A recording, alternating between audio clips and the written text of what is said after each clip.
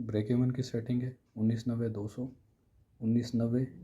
202 ये हमारा पॉइंट है। 1988.7 ये हमारा टेक प्रॉफिट है। अप साइड द मूवमेंट भी अगर देती है तो ब्रेक इवन कोई टेंशन नहीं।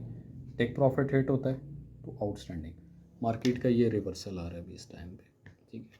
ये मैक्स टॉप एरिया वो है नॉज एरिया जहाँ पे बहुत सारे लोग जाके अपनी बाइंग लगाते हैं, बाइंग लगा के तो ट्रैप हो जाते हैं। मार्केट हमेशा अपना एक चक्कर व्यू और रिवर्स राउंड जो है मुकम्मल करके गोल्डन जोन से देन दोबारा अपसाइड द मूव या रिवर्सल। बट अभी इस टाइम पे टोटल जो मूव है हमारे पास वो एज अ रिवर्सल मोमेंटम पे है, तो इधर बायर से होना यहाँ पे ट्रैप होता है। ये स्कैल्पिंग एरिया है, टॉप टू सेल और $1/2 $1 के ऊपर बुकिंग करें, ये फुली रिवर्सल है। तो दैट्स वाई हम यहाँ पे अपना ब्रेक इवन करके चलते हैं। ब्रेक इवन के ऊपर अगर तो आए तो बहुत अच्छा, अगर नहीं आता तो 0-0 पे आउट।